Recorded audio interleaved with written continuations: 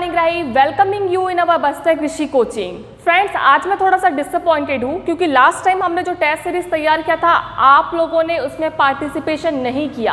हम आपसे ऐसा थोड़ी ना कहते हैं कि 30 में से 30 के क्वेश्चन आप उसके क्वेश्चन के आंसर दीजिए। आपको जितना आता है, 5 क्वेश्चन का आंसर आता है, 10 का आता है, 2 एटलीस्ट 1 क्वेश्चन का आंसर तो आता है, आप कमेंट्स बॉक्स में दीजिए, अपना पार्टिसिपेशन दीजिए। केवल एक बच्चे ने, जिनका नाम है महादेव कुर्राम, उन्होंने टेस्ट सीरीज का आंसर दिया, काफ़ी अच्छा परफॉर्म किया। वेल डन, वेरी अप्रिशिएटेड गाय। सो मैं चाहती हूँ कि आप सब इसमें पार्टिसिपेट करें, तभी हमारा वीडियो बनाने का जो मोटिवेशन है वो पूरा होता है। फ्रेंड्स प्लीज़ आप मेहनत कीजिए, अच्छे से क्वेश्चन सॉल्व करिए। कमेंट बॉक्स में एटलीस्ट हमें बताइए कि आपने इतना क्वेश्चन सॉल्व किया है, सही है गलत है वो हम बताएंगे ना बच्चों, आप एटलीस्ट पढ़ाई तो कीजिए। सो अब उम्मीद करती हूँ कि अगला जो भी टेस्ट सीरीज होगा उसमें आप बढ़ चढ़कर हिस्सा लेंगे, आप उसमें कमेंट करेंगे। कमेंट्स आप बहुत करते हैं, सारे वीडियोस पे करते हैं, मैम बहुत अच्छा पढ़ाया आपने, बेस्ट टीचर, सब टाइप के कमेंट आते हैं। लेकिन जो मैं चाहती हूँ कि टेस्ट सीरीज में आप अपना कमेंट दीजिए जिससे हमारा कुछ फ़ायदा हो, आपका फ़ायदा हो। हमारा फ़ायदा मीन्स आप पढ़ाई करेंगे, आपके अच्छे मार्क्स आएंगे तो हमें खुशी होगी, तो एटलीस्ट ऐसा तो करिए। सो उम्मीद करती हूँ कि नेक्स्ट टेस्ट सीरीज में आप कमेंट्स करेंगे, आंसर देंगे, बढ़ चढ़कर हिस्सा लेंगे। और पिछला जो टेस्ट सीरीज का आंसर है वो आपकी स्क्रीन पर कुछ इस प्रकार से है, तो आप वीडियो को पॉज करिए। अगर आपने रफ वर्क में बनाया है क्वेश्चन का आंसर तो आप उससे मैच करिए और आगे की पढ़ाई शुरू करो बच्चों। उम्मीद करती हूँ कि नेक्स्ट टेस्ट सीरीज में आप कमेंट्स करके हमें बताएंगे कि आपके 30 में से इतने क्वेश्चन सही आए या कितने आए, कैसा लगा आपको, पढ़ाई कैसी चल रही है, आप हमें कमेंट्स करके बताएंगे तो हमें बहुत खुशी होगी। ओके, तो चलिए स्टार्ट करते हैं आज का वीडियो। गुणोत्तर श्रेणी का सबसे इम्पॉर्टेंट टॉपिक करने जा रहे हैं हम, जो अक्सर एग्जाम में आता है, थोड़े से ट्रिकी, थोड़े से मज़ेदार क्वेश्चन। तो चलिए फ्रेंड्स स्टार्ट करते हैं। चलिए फ्रेंड्स, गुणोत्तर श्रेणी का पहला क्वेश्चन कुछ इस प्रकार से आपके स्क्रीन पर देखिए। 4 दी गई संख्याओं में प्रथम 3 गुणोत्तर श्रेणी में है तथा अंतिम 3 संख्याएं समांतर श्रेणी में है जिनका सार्वंतर 6 है। यदि फर्स्ट और लास्ट यानी कि प्रथम और चतुर्थ संख्याएं बराबर है तो आपको प्रथम पद ज्ञात करना है। We have given that 4 numbers in which first 3 numbers are in geometric progression and last 3 numbers are in arithmetic progression whose common difference is 6. If first and fourth numbers are equal, then you have to find the value of first term. Options are 2, 4, 6, 8. चलिए बनाते हैं। Question कह रहा है 4 दी गई संख्याएं आपके पास, ठीक है। सोल्यूशन, आपके पास संख्याएं A, B, C, D, हमने सपोज किया वो 4 संख्या A, B, C, D है, जिसमें प्रथम 3 संख्याएं गुणोत्तर श्रेणी में यानी कि A, B, C, ये 3 नंबर जो है वो किस में है, गुणोत्तर श्रेणी में है, GP में है। मीन्स B में से एक को अगर मैं भाग देती हूँ और C में से B को भाग देती हूँ तो जो कॉमन रेशियो होता है, सार्व अनुपात होता है, वो सेम होता है, कॉमन होता है, इसलिए इसे GP कहते हैं। तो यहाँ तक तो बातें क्लियर है कि प्रथम 3 संख्याएं जियोमेट्रिक प्रोग्रेशन में है, अंतिम 3 संख्याएं समांतर श्रेणी में है बच्चों, समांतर श्रेणी यानी कि B, C एंड D, ये 3 संख्याएं जो है वो AP में है, समांतर श्रेणी में है, जिनका सार्व अंतर 6 है। सार्व अंतर मीन्स GP में नहीं होता है, GP में कॉमन रेशियो होता है, सार्व अनुपात होता है, सार्व अंतर मीन्स AP में होता है, यानी कि इनके बीच का जो डिफरेंस है वो 6 का है। D का मान कितना है, जो कॉमन डिफरेंस D का मान है वो 6 के बराबर है। क्वेश्चन कह रहा है यदि प्रथम और चतुर्थ संख्याएं बराबर है, जो A का मान है अगर वही D का मान है, A = D, तो आपको इस A की वैल्यू फाइंड करनी है मेरे बच्चों। इस टाइप के क्वेश्चन में हमें ऑप्शन की ज़रूरत होती है, तो फर्स्ट ऑप्शन देखते हैं 2, क्या ये सही है। मैं सपोज करती हूँ कि हमारा प्रथम पद 2 है, ध्यान से समझेंगे बच्चों इस क्वेश्चन को। मैं सपोज कर रही हूँ कि मेरा फर्स्ट टर्म क्या है, 2 है, A 2 के बराबर है। क्वेश्चन कह रहा है कि A जो है वही D का भी मान है, यानी कि मैं चतुर्थ पद भी 2 लिख लूँ, फर्स्ट टर्म भी 2 है, लास्ट टर्म भी 2 है, क्योंकि यदि प्रथम और चतुर्थ संख्या बराबर होनी चाहिए। तो फ्रेंड्स मैं 2 के बाद नेक्स्ट क्या लिखूँ, गुणोत्तर श्रेणी में आना चाहिए, फर्स्ट, सेकेंड और थर्ड 3 संख्याएं गुणोत्तर श्रेणी में आना चाहिए। तो मैं इसके बाद क्या लिखूँ, वैसे हमें सार्वनुपात नहीं दिया गया है तो मैं इसका नेक्स्ट टर्म नहीं लिख पाऊंगी अपनी मर्जी से, ठीक है। सो मैं क्या करूँ, 2 से क्या बोल रहा है, अंतिम 3 संख्याएं समांतर श्रेणी में है जिनके बीच का जो अंतर है वो 6 के बराबर है। तो 2 में से मैं 6 घटा सकती हूँ क्योंकि मुझे पता है इनके बीच का सार्वंतर जो है वो 6 है। तो 2 में से 6 घटाने पर मुझे मिलेगा -4, -4 में से 6 घटाऊंगी तो मुझे मिलेगा -10। 4 संख्या आपको मिल गई है। तो अब आप देखिए इनके बीच का जो कॉमन रेशियो है, सर्व अनुपात है, क्या वो समान है? 10 -10/2 मिलेगा -5, -4/10 -5 के इक्वल नहीं होगा, 2/5 मिलेगा, ठीक है, -4 बटे -10। थर्ड टर्म में से सेकेंड टर्म को भाग दूंगी, माइनस से माइनस खलास, 2 2 ज़ा 4, 2 5 ज़ा 10, 2/5 मिला जो -5 के इक्वल नहीं है। ये जीपी में नहीं बना, मीन्स हमारा जो ऑप्शन लेना कि फर्स्ट टर्म 2 है ये गलत हो गया फ्रेंड्स, ठीक है। नेक्स्ट चेक करते हैं, नेक्स्ट ऑप्शन दैट इज़ 4। सो देखिए अगर मैं सपोज करती हूँ कि हमारा फर्स्ट टर्म 4 है तो लास्ट टर्म को भी मुझे 4 लिखना पड़ेगा। इसके बाद नेक्स्ट टर्म मैं नहीं लिख पाऊंगी, हाँ समांतर श्रेणी से लिख सकती हूँ क्योंकि बोला गया है कि सार्वंतर कितना है, 6 है। 4 में से अगर 6 जोड़ते भी हैं घटाते भी हैं तो क्या आता है, 4 में से 6 घटा कर देखिए आएगा -2, -2 -6 -8। तो आप देखिए -8/4 कितना आएगा, -8, क्योंकि मुझे चेक करना है 3 संख्या गुणोत्तर श्रेणी में होनी चाहिए तभी हमारा ऑप्शन करेक्ट होगा। तो -8/4 कितना मिलेगा, 4 से 2 टाइम्स में कैंसिल, -2, -2/-8, -2 नहीं आएगा फ्रेंड्स, 1/4 आ जाएगा। तो ये ऑप्शन भी गलत है क्योंकि जीपी नहीं बन रहा है। So option B is also incorrect. Next option देखिए सी दैट इज 6।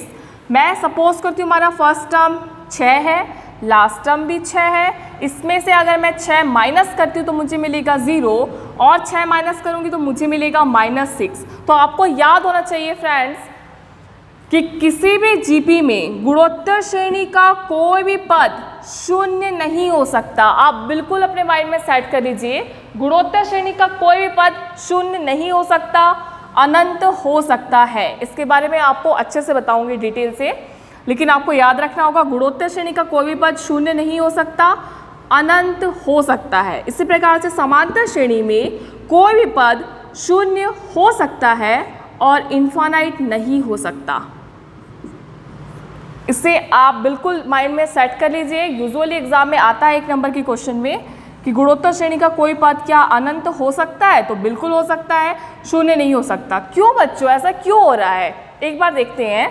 सपोज आपके पास कोई सीरीज है, सपोज 1 0 2, हालांकि ये जीपी नहीं है, मैं आपको ये बताना चाह रही हूँ कि गुणोत्तर श्रेणी का कोई भी पद अगर शून्य हो गया तो क्या हो जाएगा।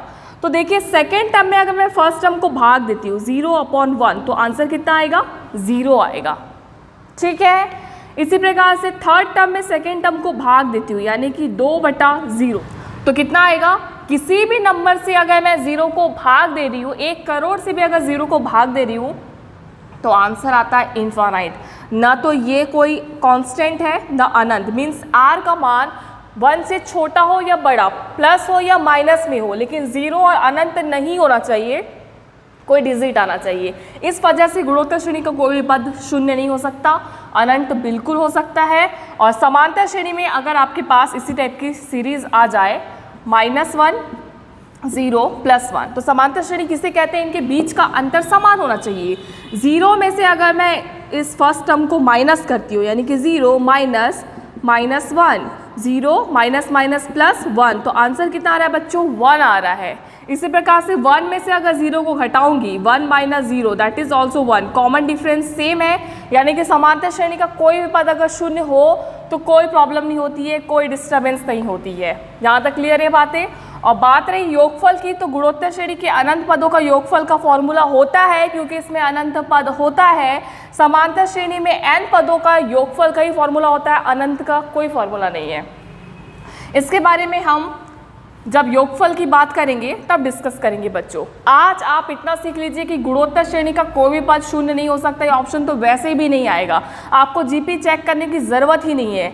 गुणोत्तर श्रेणी का ये 3 टर्म जीपी में है ना, क्वेश्चन कह रहा है कि 3 संख्याएं प्रथम से तीन संख्या गुणोत्तर श्रेणी में है, तो ये शून्य आ गया, मीन्स ये जीपी नहीं हो सकता। Option 6 is also incorrect. अब बात करते हैं ऑप्शन डी की, 8। एक ही ऑप्शन बचा, ऑब्वियसली वो करेक्ट होगा, फिर भी चेक करते हैं। फर्स्ट टर्म क्या है? 8, तो लास्ट टर्म को भी 8 लिखना पड़ेगा। यहाँ तक बातें क्लियर है। अब 8 में से अगर मैं 6 घटाऊँ तो मुझे कितना मिलेगा? 2 मिलेगा बच्चों। 2 में से और अगर मैं 6 घटाऊँ तो मुझे कितना मिलेगा? -4 मिलेगा। यहाँ तक ठीक है। तीन संख्या गुणोत्तर श्रेणी में होनी चाहिए, अभी चेक कर लेंगे। अंतिम तीन संख्या समांतर श्रेणी में हो गई है क्योंकि इनके बीच का अंतर 6 का है। फर्स्ट और अंतिम संख्या जो है वो बराबर है। तो अब चेक करते हैं कि क्या ये गुणोत्तर श्रेणी में है। तो देखिए सेकेंड टर्म मीन्स -4 में से अगर मैं फर्स्ट टर्म 8 को भाग देती हूँ तो ये कितने टाइम्स में जाएगा?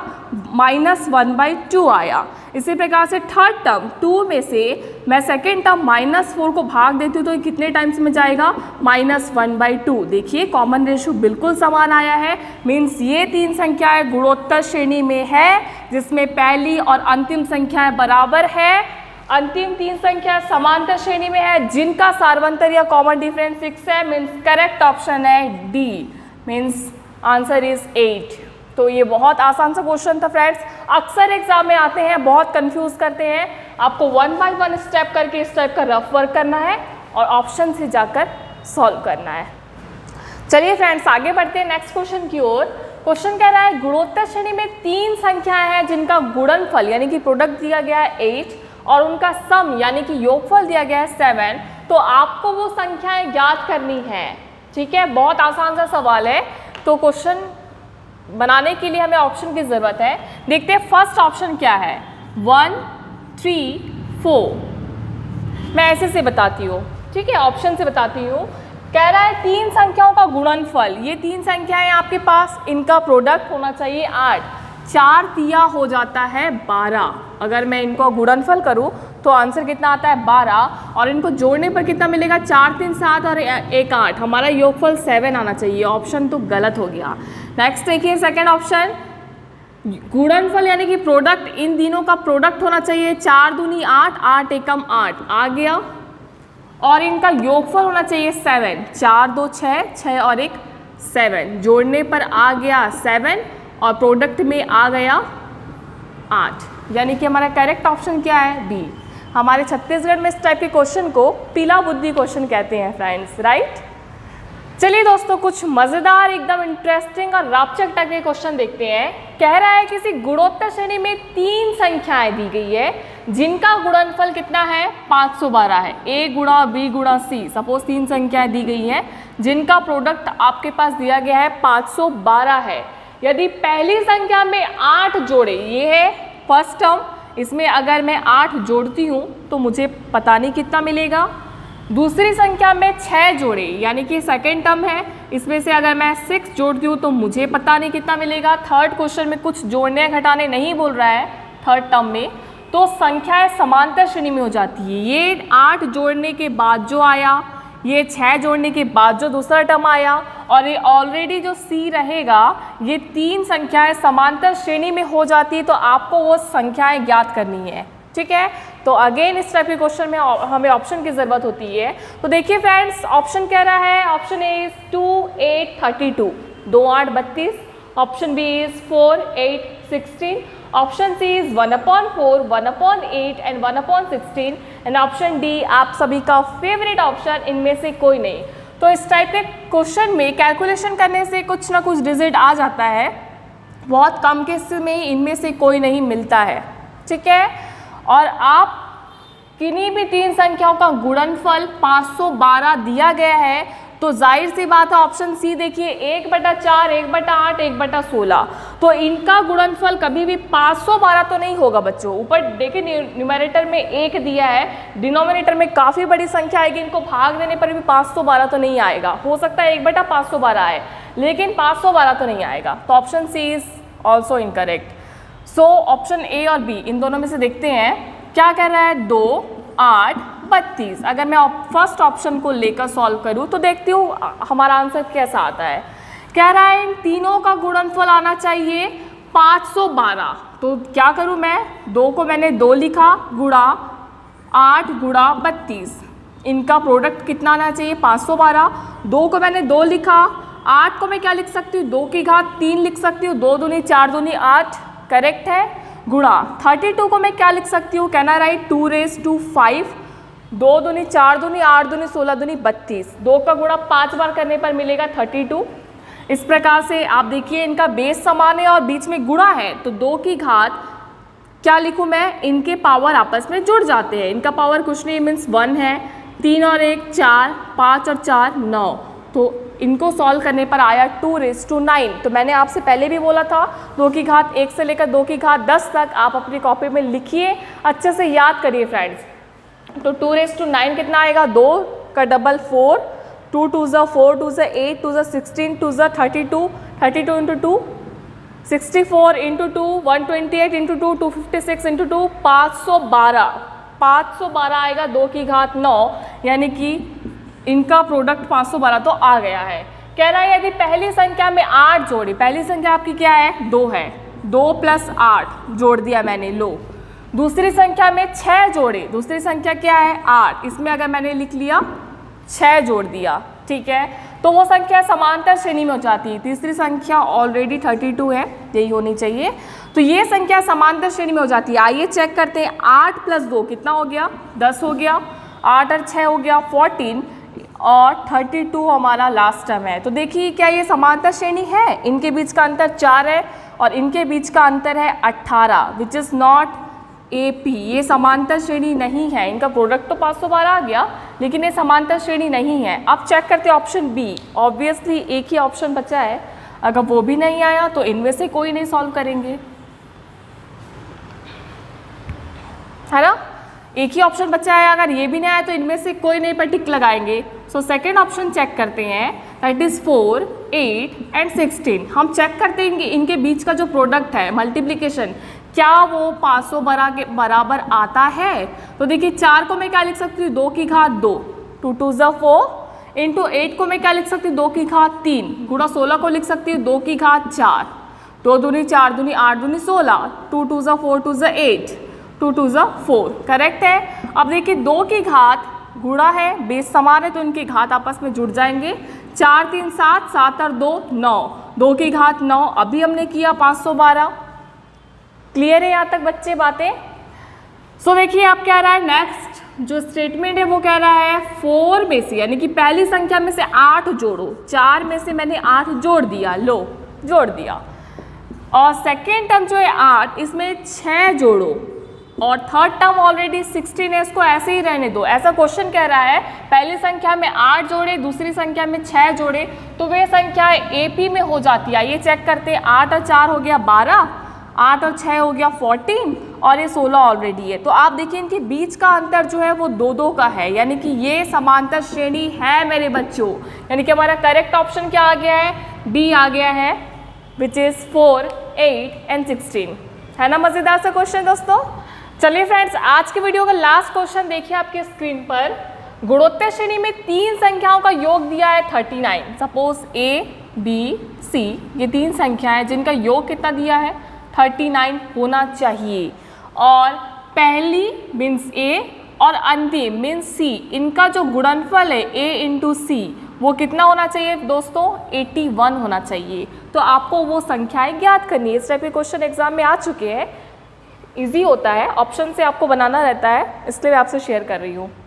सो फर्स्ट ऑप्शन देखिए, क्या इनका योग 39 है, 21 और 8, 21 और 8 हो गया 29 और 1 मतलब 21 और 9 टोटल कितना हो गया 30 हुआ है, 39 नहीं है, ये ऑप्शन हो ही नहीं सकता। सेकेंड ऑप्शन देखिए 30, 37 और 3 30, 30 + 9 39, लो आ गया। ऐसी संख्याएं गुणोत्तर श्रेणी में 3 संख्या जिनका योग कितना आना चाहिए 39 आ गया, 27 और 3 हो गया 30, 30 + 9 हो गया 39, यहाँ तक ठीक है। फिर कह रहा है कि फर्स्ट जो नंबर है और लास्ट जो नंबर है इनका गुणनफल 81 होना चाहिए, यानी कि 27 गुणा 3 इनका गुणनफल कितना होना चाहिए 81 होना चाहिए। एक तरीका है आप इसको मल्टीप्लाई कीजिए, या आप 27 को 3 की घात 3 लिखना जानते हैं, इंटू 3 को 3 लिखना जानते हैं, तो कितना आता है 3 और 1 4, 3 मीन्स 81। मैंने आपसे कहा था कि 2 की घात 1 से लेकर 2 की घात 10 तक अपनी कॉपी में लिखिए, 3 की घात 1 से लेकर 3 की घात 10 तक अपनी कॉपी में लिखिए, माइंड में बिल्कुल सेट कर लीजिए कि 3 की घात 6 होता है 729, 3 की घात 4 होती है 81। ठीक है, तो इस तरीके से आपके कैलकुलेशन में टाइम वेस्ट नहीं होगा। दूसरी एक बहुत अच्छी बात मैं आपको बताऊं फ्रेंड्स, तो देखिए क्वेश्चन कह रहा है गुणोत्तर श्रेणी में 3 संख्या होनी चाहिए, यानी कि आपका ऑप्शन जो है वो गुणोत्तर श्रेणी में होना चाहिए। देखिए 8, 21, 1, ये ना तो AP है ना तो GP है। सेकेंड ऑप्शन देखिए 27, 9 एंड 3, यानी कि 9/27 मिलेगा 1/3। इसी प्रकार से थर्ड टर्म में सेकेंड टर्म को भाग दीजिए, मिलेगा 1/3। ये ही ऑप्शन है जो गुणोत्तर श्रेणी में है। देखिए थर्ड ऑप्शन ना तो ये AP में है ना तो ये GP में है, तो आप बिना सॉल्व किए इस टाइप के क्वेश्चन का आंसर पा सकते हैं। ओके, सो हमें एंकरेज करने के लिए आपको करना होगा मेरी वीडियो को लाइक, चैनल को सब्सक्राइब और बेल बटन को click. So thank you for watching my friends.